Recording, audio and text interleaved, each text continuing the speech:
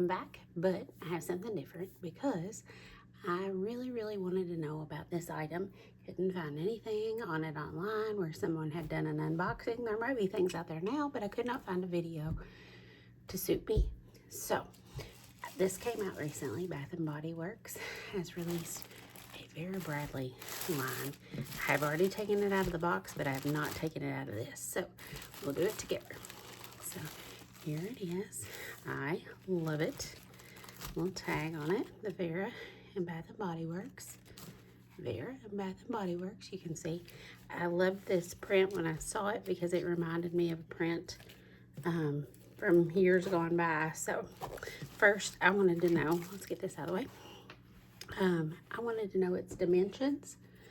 So of course this will not be precise. So we're looking about 7.5 wide or so, 5 or so tall, and at the bottom it is about 2 3/4 or so. But you can see across the bottom here is about 5.5 from this to that, and then of course the nice little half moon or whatever zipper there. Oh, I love it. It's got the gingham inside.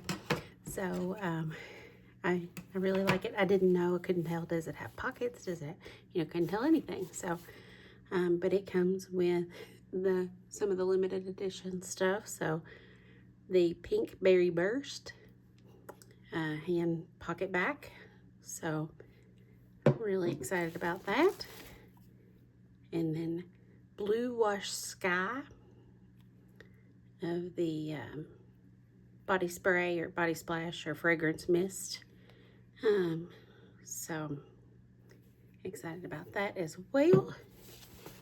And then it came with a blue wash sky lip gloss as well.